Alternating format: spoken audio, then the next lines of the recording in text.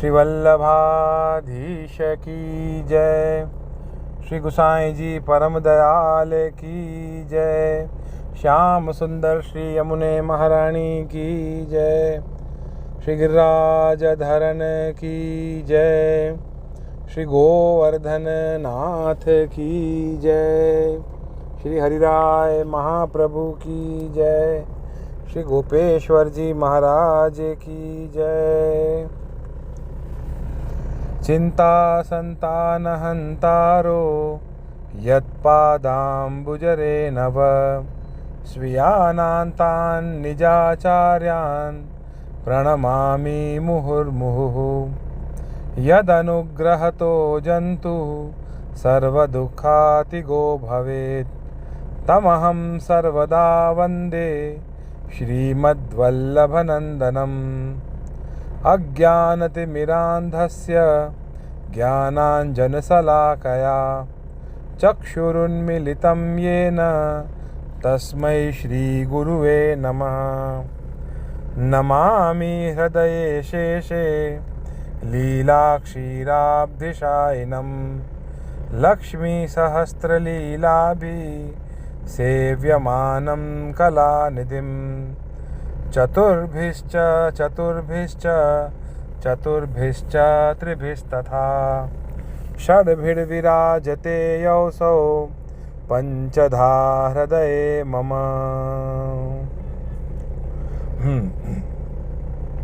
बड़े शिक्षा पत्र तीसरा चल रहा है और तीसरे शिक्षा पत्र में कल हमने 10वां श्लोक पढ़ा था।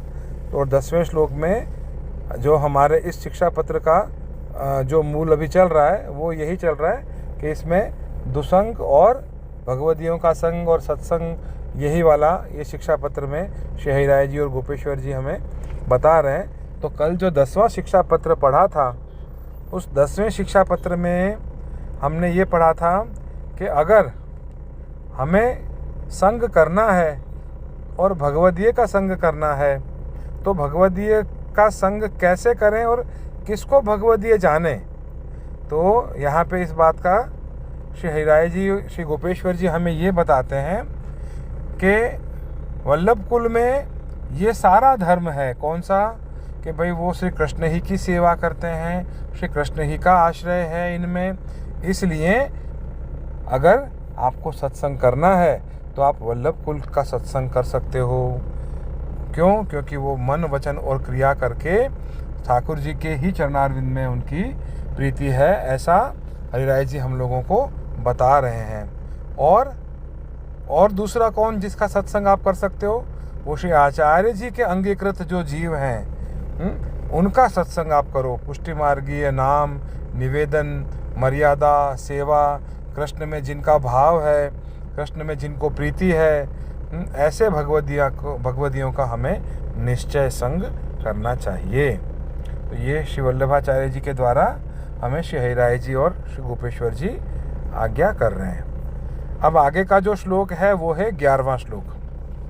आज भी ऐसे ही थोड़ा सा समय का अवकाश थोड़ा सा आगे पीछे हो गया है क्योंकि कहीं से वापस मैं जा रहा हूँ, फिर वापस वही गाड़ी में ही हूँ, तो रिकॉर्डिंग गाड़ी में ही हो रही है। तो हो सकता है थोड़ी बहुत आज भी बाहर की डिस्टर्बेंस आए, लेकिन फिर भी मेरी कोशिश है कि मैं स्पष्ट बोलूँ जिससे कि स्पष्ट समझ में आए।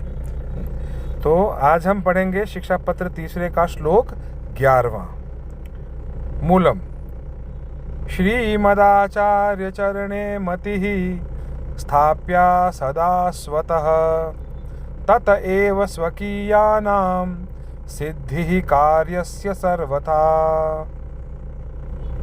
शब्दार्थ: सदा श्री आचार्य जी के चरणारविंद में आप ते मति स्थिर करनी तासु ही भगवदियन के कार्य की निश्चय सिद्धि होए।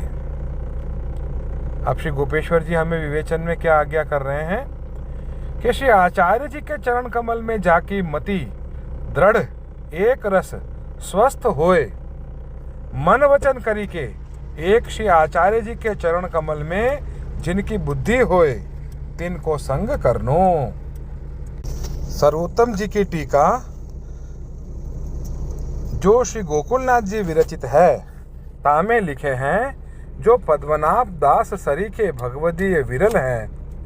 ऐसे भगवदीय के हृदय में श्री आचार्य जी महाप्रभु नित्य विराजमान हैं। तिनके संग ते सकल कार्य सिद्ध होए। भींजो कपड़ा है ताको सूखे कपड़ा को संबंध होए तो वह भींजे। तैसे ही भगवदीय के संग ते भगवदीय होए।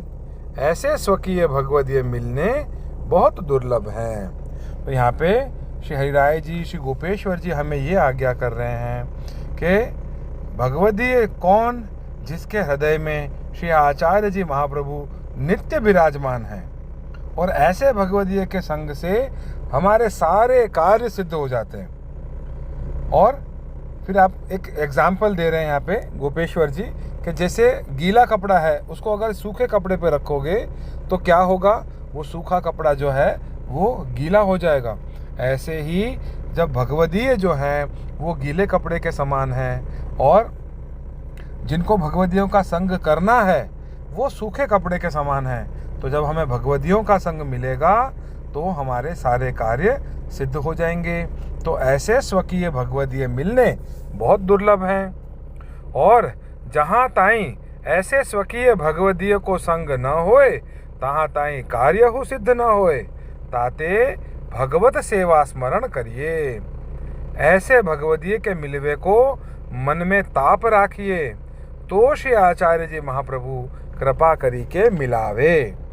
तो ऐसे भगवदियों का संग करने का ताप हृदय में रखना चाहिए कि मुझे कब ऐसे भगवदीय मिलें जिनको देखकर मुझे सिर्फ और सिर्फ श्री वल्लभाचार्य जी की ही झांकी हो, जिनको देख के ठाकुर जी का ही स्मरण आता हो, जिनको देख के लौकिक चर्चा करने का मन ही ना करता हो, जिनको देखकर सेवा स्मरण की ही बातें करने का हमें मन करे, जिनकी दृष्टि में देखकर हमें ऐसा लगे कि प्रभु तो साक्षात इन्हीं पर कृपा कर रहे हैं, है ना। तो ऐसे भगवदीय मिलने बहुत मुश्किल हैं। तो ऐसे भगवदियों के मिलने का मन में हमें ताप रखना चाहिए। भगवदीय नहीं मिलते इसलिए हमारा कार्य भी सिद्ध नहीं होता है, क्योंकि बिना भगवदियों के मिले हमें पुष्टि मार्ग जो है, उस पुष्टि मार्ग को हम लोग बिना भगवदियों के संग के बिना नहीं जान सकते। इस बात को शहीराय जी गोपेश्वर जी हमें एक निश्चय आज्ञा कर रहे हैं कि भगवदियों का संग जब तक नहीं होता तब तक हम पुष्टि मार्ग को नहीं जान सकते, श्री वल्लभ को नहीं पहचान सकते। तो ऐसे भगवदीय जब हमें कैसे भी करके मिले, ऐसा हमें श्री महाप्रभु जी को मन में हमें ये भाव रखना चाहिए कि श्री वल्लभ से हम ये विनती करें कि आप ऐसे भगवदियों का संग हमें करवाएं। तब श्रद्धापूर्वक दीन होए उनको संग मन लगाए के करिए। जब श्री वल्लभ की कृपा हो और ऐसे भगवदियों का संग हमें प्राप्त हो तो बहुत श्रद्धापूर्वक, बहुत दीनता से अपनी बड़ाई दिखाने के लिए, अपना ज्ञान दिखाने के लिए, हमें कुछ आता है ये बताने के लिए कभी भगवदियों का संग ना करें कि हमें ये सब कुछ आता है, लेकिन भगवदियों का संग इसलिए करें कि जो भी वो हमें बताएं, जो भी हमारे साथ वो भगवत सेवा स्मरण की बातें करें, उन सब चीज़ों को, उन सब बातों को हम एज इट इज़ ग्रहण करें। तो ऐसी भावना से और हमें उनके सामने दीन होकर उनका संग करना चाहिए। जब वह भगवदीय प्रसन्न होए, कृपा करी पुष्टि मार्ग को प्रकार लीला भाव बतावे, तब कार्य निश्चय सिद्ध होए। ताहि ते श्री आचार्य जी महाप्रभु आप नवरत्न ग्रंथ में निरूपण किए हैं। निवेदनम तो स्मर्तव्यम सर्वथा तादृशेर जनैहि, मतलब कि निश्चय तादृशीय जन के संग मिली के निवेदन को स्मरण करनो। तो हमें भगवदियों के संग मिलकर निवेदन का स्मरण करना चाहिए। निवेदन का स्मरण मतलब क्या? कि जो आपने निवेदन किया है, निवेदन का मतलब क्या होता है? जब हमें ब्रह्म संबंध होता है तो हम ठाकुर जी के सामने श्री वल्लभ की साक्षी में एक निवेदन करते हैं। क्या निवेदन करते हैं? कि भाई मैं आपको अपना सर्वस्व समर्पण करने के लिए यहाँ पे आया हूँ या यहाँ पे आई हूँ, तो आपको मैं अपना सर्वस्व समर्पण कर रहा हूँ। ऐसा श्री वल्लभाचार्य जी की साक्षी में हम ठाकुर जी के सन्मुख ये वाली बात हम ठाकुर जी के सामने एक कहते हैं, जब हम ब्रह्म संबंध लेते हैं कि हम अपना सर्वस्व आपको समर्पण कर रहे हैं। तो ये जो सर्वस्व समर्पण करने की जो भावना है, जो सर्वस्व समर्पण जो हम लोगों ने किया है, वो सर्व समर्पण कैसे करना है, अभी तो हमने मुंह से बोल दिया, श्री वल्लभ की आज्ञा हुई इसलिए हमने मुंह से बोल दिया, लेकिन ये कैसे करना है, सर्व समर्पण कैसे हो सकता है, इसकी पॉसिबिलिटी कितनी है और कैसी है, ये तो जब तक भगवदियों का संग नहीं होगा, उनके साथ बैठ के जब हम निवेदन का स्मरण नहीं करेंगे। निवेदन का स्मरण वापस बताता हूँ कि उस समय को याद करो, उस क्षण को याद करो, उस पल को याद करो जिस समय आपको ब्रह्म संबंध हुआ था। जिस समय आपको ब्रह्म संबंध हुआ, जिस पल जिस क्षण आपको ब्रह्म संबंध हुआ, उस क्षण कौन सी क्रिया हो रही थी, क्या आपसे बुलवाया जा रहा था, आप क्या कहते हो, ठाकुर जी के सामने खड़े होके आप क्या विनती कर रहे हो। श्री वल्लभ कुल के वंशज द्वारा, श्री वल्लभ वंशज द्वारा वो आपसे क्या बुलवा रहे हैं, वो आपसे ये बुलवा रहे हैं कि हजारों वर्षों से ठाकुर जी से, मैंने आपसे हम दूर हो गए हैं और हम जो दैवी हैं, लेकिन उस दैवत्व को हम भूल चुके हैं और इस संसार में पड़े हुए हैं और मन भी नहीं कर रहा है कि हम आपकी शरण में आए। लेकिन श्री वल्लभ की कहानी से, श्री वल्लभ की कृपा से, उनके कृपा कटाक्ष से आपके सन्मुख अभी मैं खड़ा हूँ या खड़ी हूँ और ये निवेदन कर रही हूँ या कर रहा हूँ कि मैं अपना सर्वस्व, मेरा घर, मेरा पुत्र, मेरी स्त्री, मेरा परिवार, मेरा ये लोक, मेरा परलोक, मेरा जो कुछ भी है अंतःकरण समेत मैं आपको समर्पित करता हूँ। तो ये जब हम बात ठाकुर जी के सन्मुख बोल रहे हैं, उस क्षण को याद करो, उन शब्दों को याद करो। इसको कहते हैं निवेदन का स्मरण करना कि भाई उस समय हमने अपने आप को ठाकुर जी को समर्पित कर दिया, तो क्या उसके बाद ये समर्पित होने की जो क्रिया है, क्या वो क्रिया हमने निभाई है, क्या हमने उस क्रिया को सच में ही उसका अनुसरण किया है, क्या हमने वो कार्य किया है, क्या हम ठाकुर जी को सर्वसमर्पण करके रह रहे हैं, इस चीज़ का हमें स्मरण करना है। और जब भगवदियों के साथ मिलके हम ये निवेदन का स्मरण करते हैं, तब हमें ये समझ आता है कि सर्वसमर्पण करना कैसे है। तो वो हमें वैष्णवों द्वारा, तादृशी वैष्णवों द्वारा पता चलता है। तो इसीलिए निवेदन को स्मरण तादृशी वैष्णवों से मिली के करें, तो हृदय में मार्ग स्फूर्ति होए, ताते सत्संग अवश्य कर्तव्य है। तो ये वाला जो श्लोक है, ये हमने 11वां श्लोक शिक्षा पत्र तीसरे का हमने अभी पढ़ा। श्री वल्लभाधीश की जय। 84 वैष्णवन की वार्ता, 84 वैष्णवन की जय। 84 वैष्णवन की वार्ता में आज हम पढ़ेंगे नारायण दास ब्रह्मचारी सारस्वत ब्राह्मण की वार्ता। तो नारायण दास के सेव्य श्री ठाकुर जी श्री गोकुल चंद्रमा जी सो नारायण दास श्री गोकुल चंद्रमा जी की नीकी भांति सो सेवा करते। अब नारायण दास ब्रह्मचारी के सेव्य स्वरूप कौन थे? गोकुल चंद्रमा जी।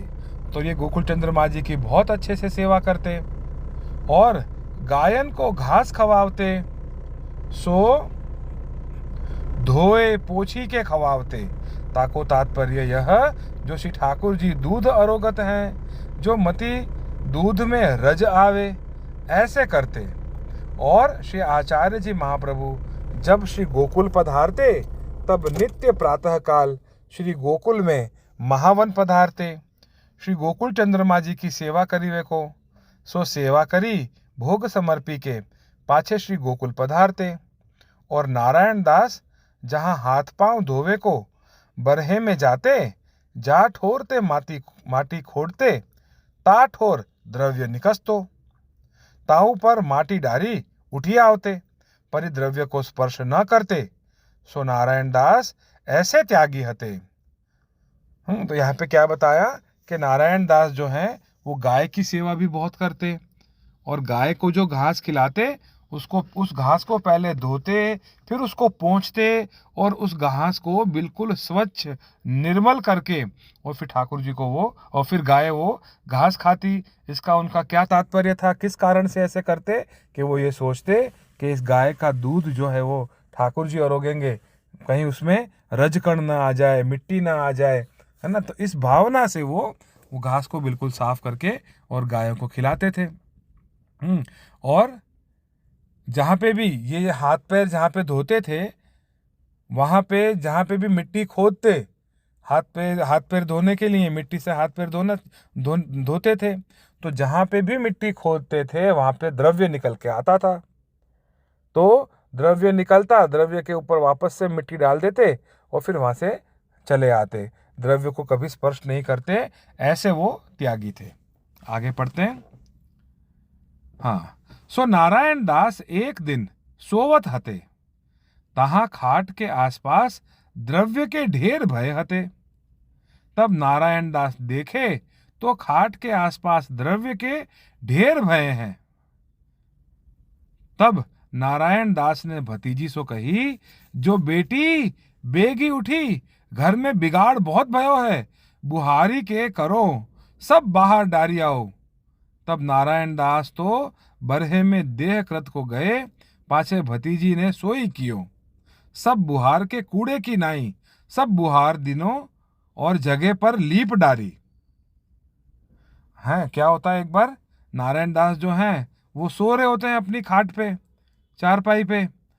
तो जब सो रहे होते हैं तो उनके आसपास बहुत सारा पैसा, द्रव्य की ढेरी लग जाती है, बहुत सारा पैसा उनके आसपास ढेर बन के आ जाता है। तो नारायण दास उठ के देखते हैं तो उनके खाट के चारों तरफ, उनके चारपाई के चारों तरफ पैसा ही पैसा, पैसा ही पैसा रखा है दुनिया भर का। तो वो एकदम से अपनी भतीजी को आवाज़ लगाते हैं कि अरे बेटी जल्दी उठ जा, घर में बहुत बिगाड़ आ गया है, मतलब बहुत कूड़ा इकट्ठा हो गया है, इसको तू बाहर फेंक जल्दी से। हाँ, तो द्रव्य को क्या मानते थे कि द्रव्य जो है वो बिगाड़ है। बिगाड़ मतलब मन को वो बिगाड़ देता है, मन को खराब कर देता है। इसलिए वो द्रव्य के बारे में ऐसा बोलते हैं और कहते हैं कि इस द्रव्य को, ये जो बिगाड़ घर में इकट्ठा हुआ है उसको बुहारी करके, बुहारी के मतलब झाड़ू निकाल के इसको तू बाहर डाल दे। तो नारायण दास जो है वो जब देह कृत्य करने को चले गए तो उसकी भतीजी ने ऐसा ही किया, उनकी भतीजी ने, कि वो बुहार के कूड़े की तरह बाहर उन्होंने डाल दिया और वो जगह पूरी वापस लीप दी। गोबर और मिट्टी से जगह लीपी जाती थी, तो उस जगह को वापस लीप दी जिससे कि वो शुद्ध हो जाए। पाछे नारायण दास स्नान करी मंदिर में गए, तब सेवा श्रृंगार सब करी के श्री ठाकुर जी के सामने देखे। सो श्री ठाकुर जी ने नारायण दास को अति सुंदर दर्शन दीनो। तब अति प्रसन्न ठाकुर जी को देख के नारायण दास ने कहो, जो महाराज यह घटा काहे को उन्हीं है, न जाने कहाँ बरसेगी। पाछे आप ही कहो, जो यह घटा श्री आचार्य जी महाप्रभु को सर्वस्व है, वहां बरसेगी। तो बहुत सुंदर दर्शन दिए नारायण दास। जब ठाकुर जी की सेवा करने गए, ठाकुर जी ने बड़े सुंदर दर्शन दिए। तो नारायण दास ने कहा है कि महाराज ये घटा आज कहाँ बरसेगी। तो फिर खुद ही बोले कि ये घटा तो श्री महाप्रभु जी के सर्वस्व हैं और यहाँ ही बरसेगी। पाछे नारायण दास श्री गोकुल चंद्रमा जी को राजभोग समर्पी के बाहर आए बैठे। तब हृदय भरी आयो, जो श्री ठाकुर जी कौन भांति सो अरोगत हैं, ऐसो विचार मन में लाए। तब भतीजी ने कही, जो श्री आचार्य जी महाप्रभु उनके सेवक जहाँ भोग समर्पित हैं, सो श्री आचार्य जी महाप्रभु की कानी ते अरोगत हैं। सो तुम तो श्री आचार्य जी महाप्रभु उनके सेवक परम कृपा पात्र भगवदीय हो, ताते तुम्हारो समर्प्यो क्यों न अरोगेंगे, तुम संदेह क्यों करत हो। तब नारायण दास ने कहो, जो बेटी अरोगे जब जानिए। तब कोई वैष्णव अपने घर आए, अचानक महाप्रसाद ले, तब जानिए जो श्री ठाकुर जी अरोगे होएंगे। वैष्णव ऊपर नारायण दास को ऐसो भाव हतो। तो यहाँ पे क्या कह रहे हैं उसके बाद कि ये घटा कहाँ जाके बरसेगी, कि भाई ये तो श्री महाप्रभु जी के सर्वस्व है, वहीं पे बरसेगी। और फिर जब वो भोग समर्प के बाहर आते तो वो बड़ा मन में ये सोचते कि भाई कि ठाकुर जी कौन भांति सो अरोगते होंगे, कैसे अरोगते होंगे, अरोगते भी होंगे कि नहीं अरोगते होंगे, ऐसे सोच रहे होते हैं। तब उनकी भतीजी आती है और वो कहती है कि भाई आप तो श्री महाप्रभु के सेवक हो, श्री आचार्य जी महाप्रभु उनके सेवक हैं, तो श्री वल्लभाचार्य जी के कानी से ठाकुर जी अरोगते हैं। इसलिए जब भी हम ठाकुर जी को भोग समर्प के बाहर आएँ, उससे पहले हमें श्री वल्लभ की कानी अवश्य देकर आनी ठाकुर जी को कि श्री वल्लभाचार्य जी की कानी ते आप अरोगो। तो यहाँ पे उनकी भतीजी ने उनको यही कहा कि तुम तो बड़े कृपा पात्र हो श्री महाप्रभु जी के, तो जरूर अरोगेंगे। तब नारायण दास ने कहा कि जब अपने घर पे कोई वैष्णव आए, अचानक भी आए और महाप्रसाद ले, उस दिन समझना कि ठाकुर जी खूब आनंद से अरोगे हैं। तो ये वाला भाव अपने मन में भी हमेशा रखना कि अगर अचानक भी कोई अपने घर में वैष्णव आ जाते हैं तो उनको महाप्रसाद अगर हम लिवाते हैं तो ये सोचो कि ठाकुर जी खूब आनंद से उस दिन अरोगे हैं। खूब सुंदर सामग्री सिद्ध भई है। तो ये था नारायण दास ब्रह्मचारी का वार्ता प्रसंग पहला। श्री वल्लभाधीश की जय। तो अब हम पढ़ेंगे 252 वैष्णवों की वार्ता, और 252 वैष्णवों की वार्ता में आज हम पढ़ेंगे कृष्ण भट्ट की वार्ता प्रसंग 10वां। हाँ, तो कृष्ण भट्ट एक समय श्री गोकुल गए, सो रास्ता में बिनकी देह छूटी। बिन के बेटा गोकुल भट्ट उनको चिंता भई, जो श्री गोकुल न पहुँचे और घर में भी न रहे। फिर उनको अग्नि संस्कार करी के उज्जैन में पाछे आए, और जा दिन कृष्ण भट्ट की देह छूटी, वाही समय श्री गुसाई जी श्रीनाथ जी के श्रृंगार करके चौक में पधारत हते। तब कृष्ण भट्ट जी को देखे। जब कृष्ण भट्ट ने साष्टांग दंडवत करी, तब श्री गुसाई जी ने पूछ्यो, जो तुम कब आए? तब कृष्ण भट्ट ने विनती करी, जो राज की कृपा ते अभी आयो हूं। जब श्री गुसाई जी गोपी वल्लभ भोग धरी के बाहर पधारे, फिर पूछवे लगे, जो कृष्ण भट्ट कहाँ है? तब रामदास भीतरिया ने कही, जो कृष्ण भट्ट तो मंदिर में जाते देखे, परंतु बाहर निकसते काहू ने देखे नहीं। जब श्री गुसाई जी ने एक पत्र लिखी के उज्जैन में मनुष्य पठाए, सो मनुष्य ने गोकुल भट्ट को पत्र दिए, सो बाँच के बहुत प्रसन्न भये। जब गोकुल भट्ट ने श्री गुसाई जी को विनती पत्र लिखे, जो अमुक समय अमुक दिवस कृष्ण भट्ट की देह छूटी है, ये पत्र श्री गुसाई जी बाँच के कहे, जो कृष्ण भट्ट जी ऐसे ही हते, जिनके संग श्रीनाथ जी खेलत हते, सो वे या रीति सु भगवत लीला में प्राप्त होवे, या में कहा आश्चर्य है। सो वह कृष्ण भट्ट ऐसे कृपा पात्र हते, ताते इनकी वार्ता कहाँ ताई कही जाए। यहाँ पे कृष्ण भट्ट की जो है वो देह छूट जाती है, और वो गोकुल जा रहे होते हैं, रास्ते में देह छूट जाती है। तो उनके बेटे जो गोकुल भट्ट हैं वो बड़ा दुख करते हैं कि भाई इनको श्रीनाथ जी के दर्शन करने में गोकुल लेके जा रहा था और रास्ते में देह छूट गई, ऐसा बड़ा उनको दुख होता है। और जब ये दुख होता है तो वो वापस जो है वो उनका अंतिम संस्कार करने के लिए उज्जैन लेकर आ जाते हैं, अंतिम संस्कार उनका करते हैं। और फिर उसी समय जिस दिन कृष्ण भट्ट की देह छूटती है, उसी समय वो यहाँ पे जो है गुसाई जी उनको देखते हैं कि भाई वो श्रीनाथ जी के दर्शन के लिए आए हुए हैं। तो वो गुसाई जी से मिलते हैं। फिर गुसाई जी जब वापस गोपी वल्लभ भोगधर के बाहर आते हैं, तब वापस पूछते हैं कृष्ण भट्ट कहाँ है। तो वहाँ पे सब लोग कहते हैं वो अंदर जाते हुए तो दिखे, लेकिन बाहर आते हुए किसी ने नहीं देखे।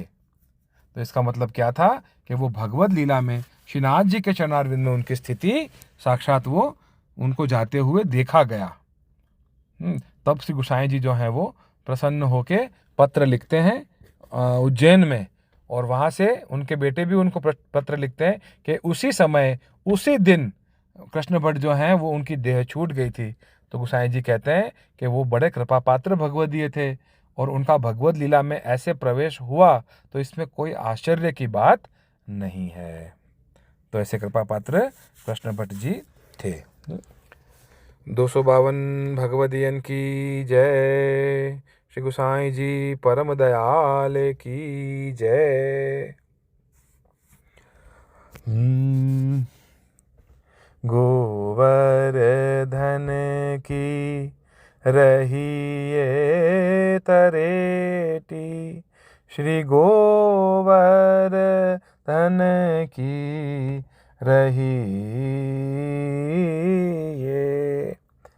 नित्य प्रतिमदन गोपाल लाल के, चरण कमल चितलइए तरेटी, श्री गोवर्धन की रहिए।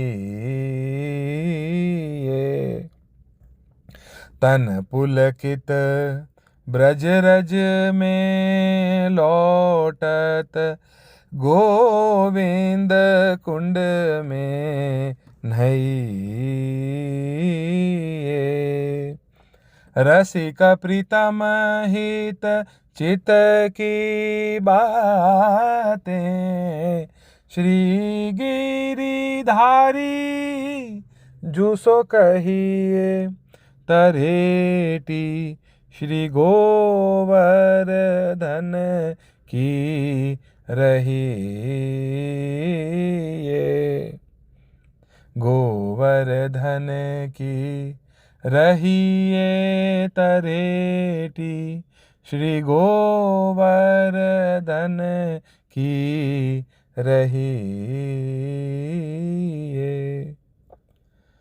मेरे तो तुम हो श्री वल्लभ स्वामी, मेरे अंतर की जानो अंतर्यामी। तुम सरखो नहीं दीन दयाल, मोह सरखो नहीं कामी। रसिक कर जोड़ विनती करे, चरण शीश नामी।